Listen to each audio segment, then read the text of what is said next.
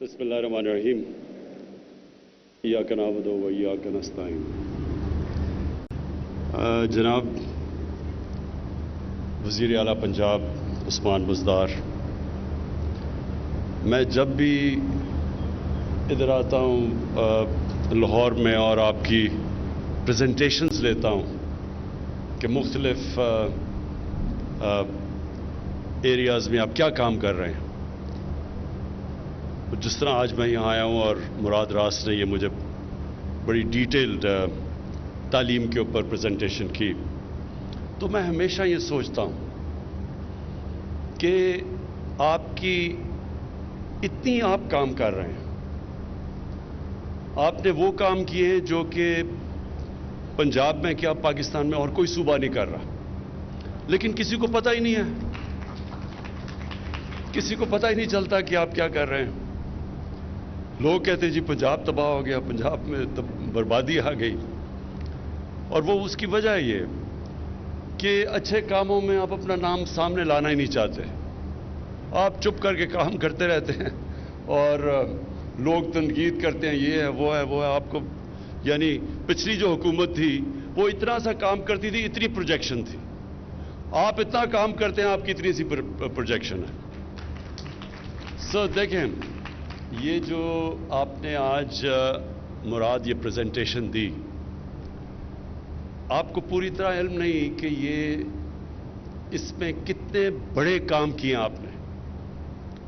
वो इसलिए कि हमारे मुल्क में बदकिस्मती से तालीम के ऊपर जोर किसी ने दिया ही नहीं, तालीम प्रायोरिटी नहीं थी।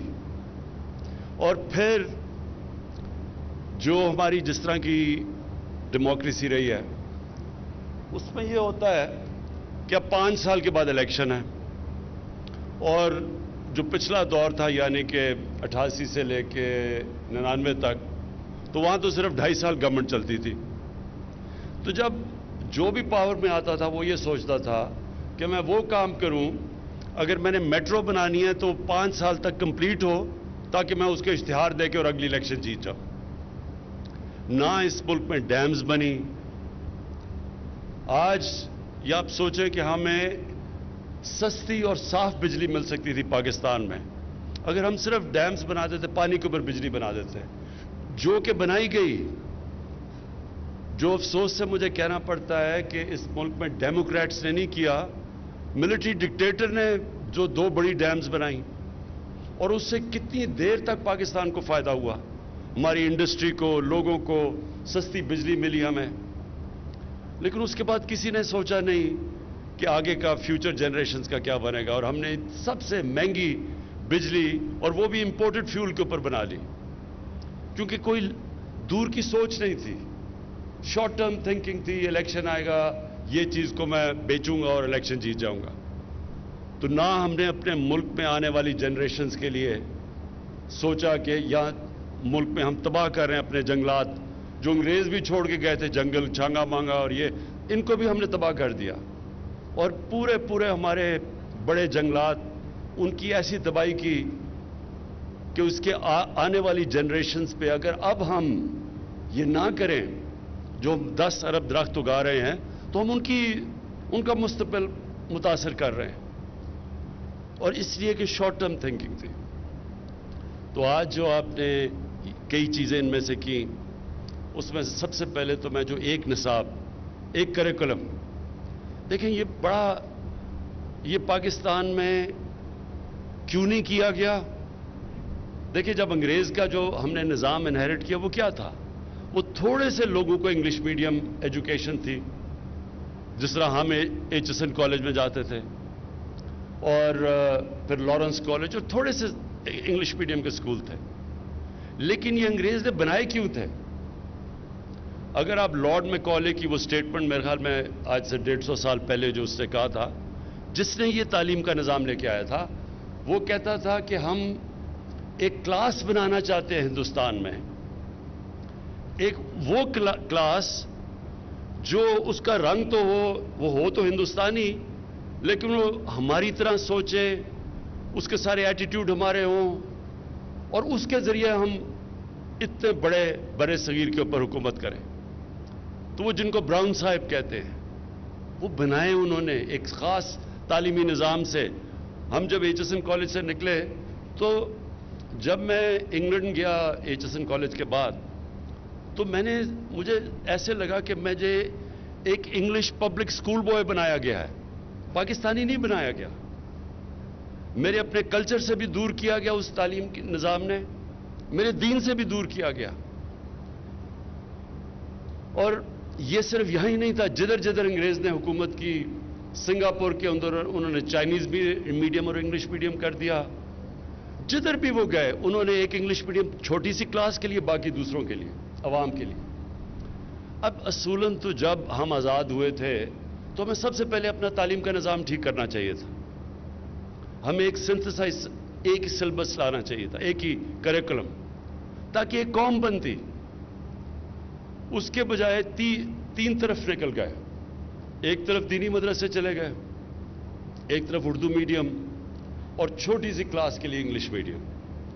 اور انگلش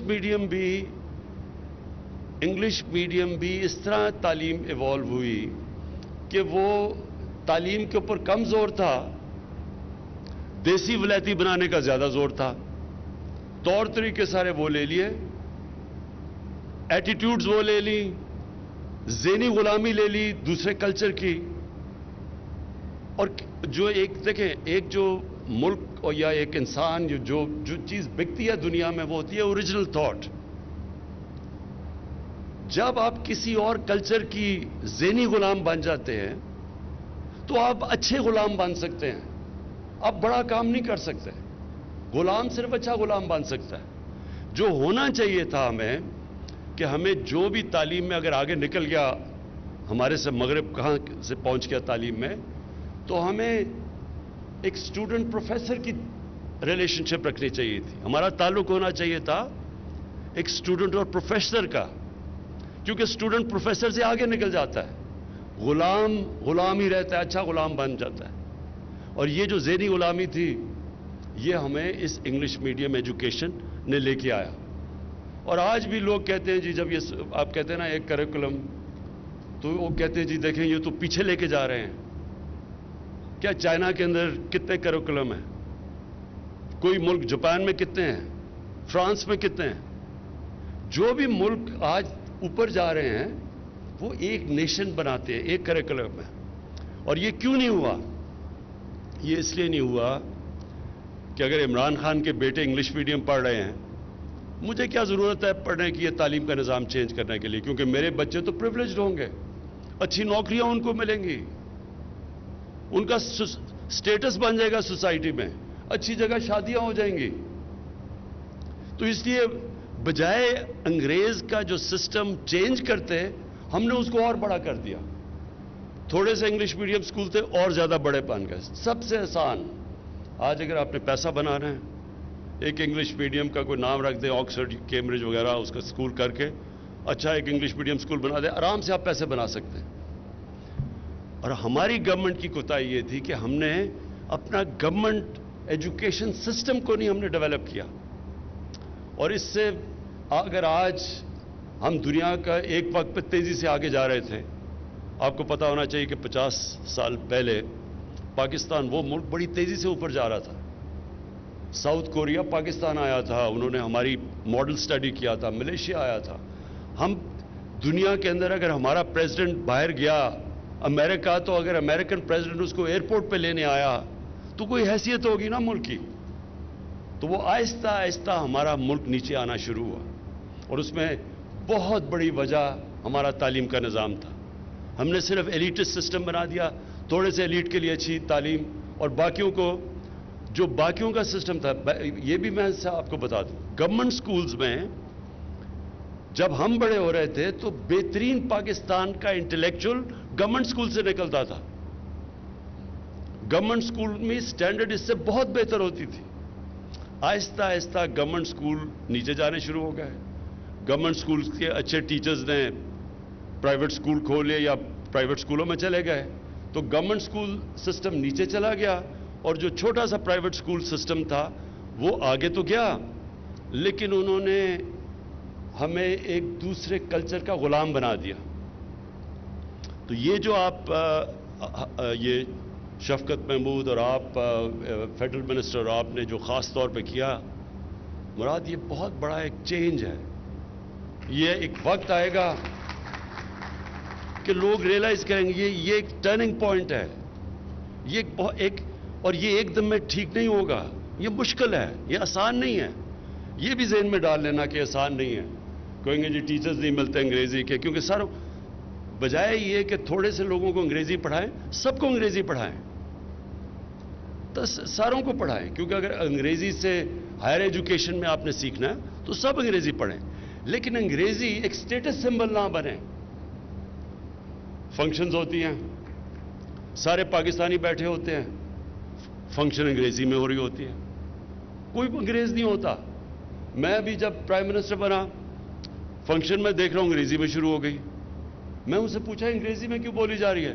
وہ جی وہ 2 ایمبیسڈر بیٹھے ہوئے ہیں، 2 ایمبیسڈر کے لیے ساری فنکشن انگریزی میں ہو گئی. اور ٹی وی پہ جا رہی ہے، ٹی وی پہ ہمارے عام لوگ دیکھ رہے ہیں. کتنی بڑی توہین ہے ہمارے لوگوں کی جن کو انگریزی آتی نہیں ہے. آپ ایک دوسری زبان میں فنکشن کر رہے ہیں، 80% لوگوں کو انگریزی نہیں آتی، تو ان کو آپ کیا کہہ رہے ہیں؟ کیا آپ کوئی نچلی قوم ہے؟ آپ اپنے لوگوں کے اندر احساس کمتری ڈال رہے ہیں انگریزی میں فنکشن کر کے. کبھی سنا ہے کہ چائنیز بیٹھے ہوں تو وہ 1-2 ایمبیسڈر ہوں تو وہ جا کے انگریزی بولیں؟ کبھی سنا ہے؟ کبھی انگلینڈ میں سنا ہے کہ انگلینڈ میں پارلیمنٹ ہو رہی ہے اور وہ فرینچ میں بولنا شروع ہو جائے؟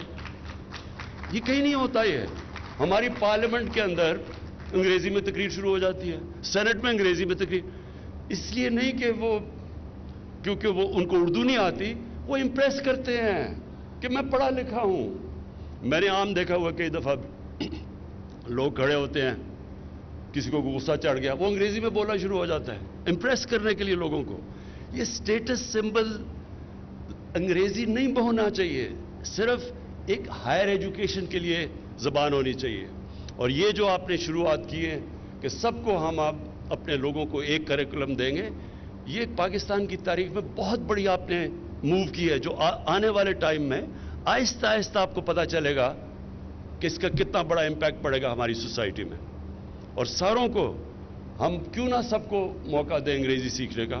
اور بچے بڑی جلدی زبان سیکھ جاتے ہیں. سوئٹزرلینڈ کے اندر 4 زبانیں بچے بولتے ہیں، عام یورپ میں 2 زبانیں بولتے ہیں. ہم کیوں نہیں بچے بڑی جلدی سیکھتے ہیں. تو ہم ان کو موقع بھی دیں. بچوں کو ہمیشہ اپنی زبان میں پڑھانا چاہیے، کیونکہ ساری ایجوکیشن کے اندر جتنی بھی ریسرچ ہے وہ ثابت کرتی ہے کہ سب سے تیزی سے بچہ اپنی زبان میں سیکھتا ہے. اور دوسری چیز، اور یہ بھی مجھے بڑی مراد آپ نے ٹیکنالوجی کا جو استعمال کیا، یہ اس سے بڑی چیزیں سالو ہو جاتی ہیں. دیکھیں ٹیکنالوجی ایک اب اس طرح آئی ہے، یہ جو آپ نے ساری چیزیں بتائیں کہ پوسٹنگ ٹرانسفر پہ پیسے چل رہے ہیں اور جتنی بھی یہ مارکنگ کے اوپر بھی، تو ٹیکنالوجی سے ہم اس ملک میں بدقسمتی سے کرپشن نیچے تک پہنچ گئی ہے. لوگ عادی ہو گئے ہیں کرپشن کے، اور اس کا طریقہ ہی اب یہ ٹیکنالوجی ہے. ہم FBR کے اندر کوشش کر رہے ہیں. 3 سال سے مجھے وہ ہر باری 6 مہینے اور 6 مہینے کہتے رہتے ہیں کہ FBR کو آٹومیٹ کریں، آٹومیشن لے کے آئیں. اور جیسی آٹومیشن آتی جائے گی، جب اس کا جو ٹیکس کلیکٹر اور جو شہری ہے اس کے اندر آپ رابطہ ختم کرتے جائیں گے، کرپشن نیچے آ جائے گی. اور اسی طرح جس طرح ہم نے شوکت خانم ہے، ہم نے آج سے 20 سال پہلے شوکت خانم کے اندر سب کچھ کمپیوٹرائز کر دیا، اپنا سافٹ ویئر ڈیولپ کیا، بالکل پیپر لیس ہو گیا شوکت خانم. اس کا نتیجہ کیا؟ کرپشن ہو ہی نہیں سکتی. جب اب سب چیز آپ کی کمپیوٹرائز ہو جاتی ہے، پیپر لیس ہو جاتا ہے، کرپشن ہم نے اب اپنی کیبنٹ میں کر دیا. پہلے اتنے کاغذ پڑے ہوتے تھے کیبنٹ میٹنگ میں، اب ہماری ساری پیپر لیس ہو گیا. ہم نے اپنی کیبنٹ کو ای گورننس پہ لے آئے. تو یہ جو آپ نے کیا مراد، اس سے بہت فرق پڑے گا. یہ جو آپ نے بالکل ٹھیک کہا کہ پوسٹنگ ٹرانسفر میں پیسہ دینا، اور خاص طور پہ جو ہماری فیمیل ٹیچرز ہیں ان کے لیے بالکل آپ نے ان کی زندگی آپ نے آسان کر دی. یہ بھی بڑا پازیٹیو سٹیپ ہے. جو سیکنڈ چیز کے اوپر میں بات کرنا چاہتا ہوں وہ ہے سیرت نبی. دیکھیں ٹیکنالوجی اتنی تیزی سے ایڈوانس کر رہی ہے، دنیا میں جس ریٹ پہ اب ٹیکنالوجی ایڈوانس کر رہی ہے، انسانی تاریخ میں کبھی ایسے نہیں ایڈوانس کیا.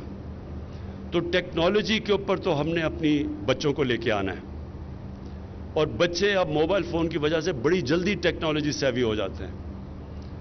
لیکن جو اس کے ساتھ ساتھ اپنے بچوں کو ہم نے جو تربیت دینی ہے، یہ بہت ضروری ہے. یہ جو مینار پاکستان میں جو میں نے دیکھا، شرم آئی، تکلیف ہوئی کہ ہم کبھی ایسے تصور نہیں کوئی کر سکتا تھا جب میں بڑا ہو رہا تھا کہ اس طرح کی حرکتیں ہوں گی. یہاں میں ساری دنیا میں گیا ہوں، جو عورت کی عزت میں نے پاکستان میں بڑے ہوتے ہوئے دیکھا تھا، میں نے دنیا میں ایسی، مسلمان دنیا میں تھی لیکن مغرب میں ایسی عورت کی عزت نہیں جو یہاں ہم کرتے تھے. تو جو ہم یہ دیکھ رہے ہیں تباہی، اس کی ایک بہت بڑی وجہ یہ ہے کہ ہمارے بچوں کی تربیت نہیں کی جا رہی صحیح طرح. یہ ہمارے نہ دین کا حصہ ہے، نہ ہمارے کلچر کا حصہ ہے. جو حرکتیں اب ہو رہی ہیں، جو سیکس کرائم بڑھتی جا رہی ہے پاکستان میں، جو بدقسمتی سے موبائل فون کی جو نیگیٹو سائیڈ ہے، اس سے جو چیزیں بچوں کو اب موبائل فون پہ نظر آ رہی ہیں، انسانی تاریخ میں بچوں کا یہ ایکسپوجر نہیں تھا.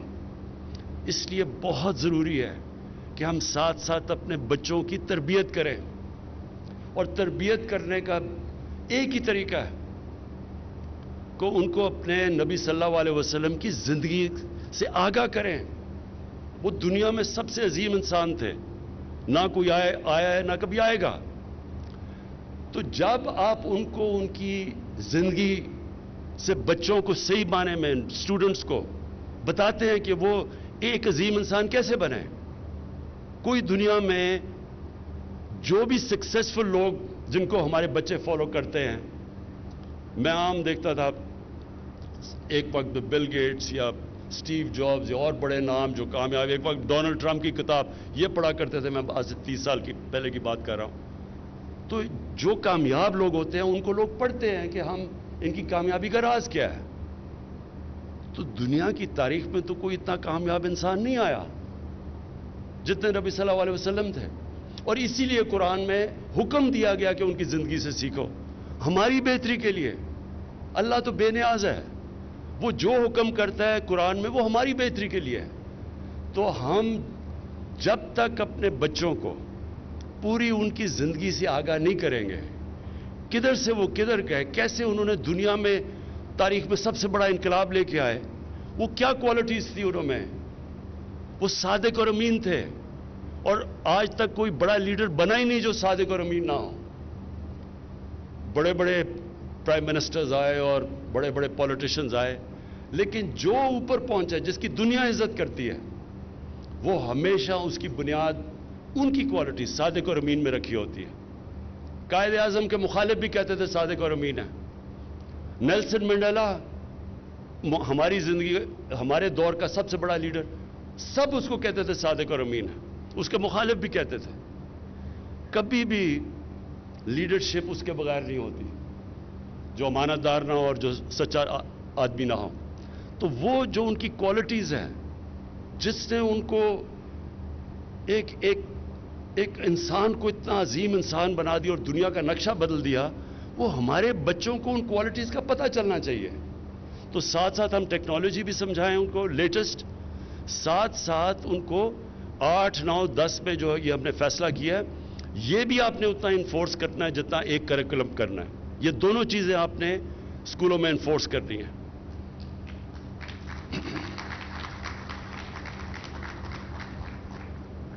میں آخر میں مراد آپ کو مبارک دیتا ہوں.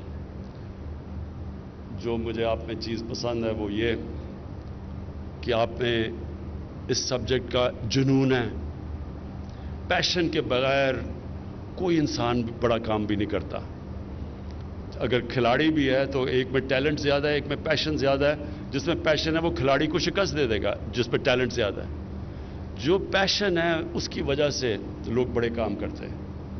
اور آپ نے، میں نے جو دیکھا آپ میں پیشن اپنی اس منسٹری کے لیے، تو جب ہم پیشن دیکھتے ہیں چیف منسٹر یا پرائم منسٹر تو ہم پھر اس منسٹری کو بیک بھی کرتے ہیں کیونکہ نظر آتا ہے کہ وہ دل سے کام کر رہا ہے. یہ بڑا امپورٹنٹ کام ہے مراد. اگر آپ نے یہ کامیابی سے اسی طرح اگلے 2 سال آپ کے ہیں, پہلا تو سال سیکھنے میں لگ جاتا ہے, آپ کے پاس 2 سال اب ہیں, اس میں اگر آپ نے یہ جو چیزیں مجھے آپ نے بتائی ہیں اور یہ جو ٹارگٹ سیٹ کیے ہیں, تو اگر آپ اسی طرح چلتے گئے اور گورنمنٹ سکولز کا سٹینڈرڈ آپ نے اٹھا دیا. دیکھیں گورنمنٹ سکول اس لیے امپورٹنٹ ہے, عام آدمی گورنمنٹ سکولوں میں جاتا ہے, پرائیویٹ سکول سسٹم میں پیسے ہیں تو آپ جاتے ہیں. پرائیویٹ سکول بائی دا وے بڑا زبردست کام کر رہے ہیں, لیکن پیسے ہیں تو پرائیویٹ سکول میں جائے گا. لیکن جو اصل پاکستان کے اندر جو ہمارا ٹیلنٹ بیٹھا ہوا ہے عوام کے اندر, وہ گورنمنٹ سکولز میں آتا ہے. میں آپ کو صرف آخر میں یہ صرف نمل یونیورسٹی کا بتا دوں کہ نمل یونیورسٹی کی افیلیشن تھی بریڈفورڈ یونیورسٹی سے, ڈگریز ملتی تھی بریڈفورڈ یونیورسٹی کی. نمل یونیورسٹیز میں تقریباً 75 سے 80% لوگ اردو میڈیم کے تھے. پہلے ہم ان کو انگریزی پڑھاتے تھے, 6 مہینے انگریزی کا فاؤنڈیشن کورس کرتے تھے. سارے بچے 92% اسکالرشپ پہ تھے, افورڈ نہیں کر سکتے تھے اچھی تعلیم. آپ حیران ہوں گے کہ ادھر سے بچوں میں اتنی ڈرائیو تھی, اتنا جنون تھا پڑھنے کے لیے کہ اردو میڈیم سے پہلے انگریزی سیکھی, پھر بریڈفورڈ کی یونیورسٹی کی ڈگری کی, اور بریڈفورڈ کے اندر 8-9% بچوں کو فرسٹ ڈویژنز ملتی ہیں. یہاں سے نمل میں بریڈفورڈ کی یونیورسٹی 55% بچے فرسٹ ڈویژنز لیتے تھے بریڈفورڈ کی.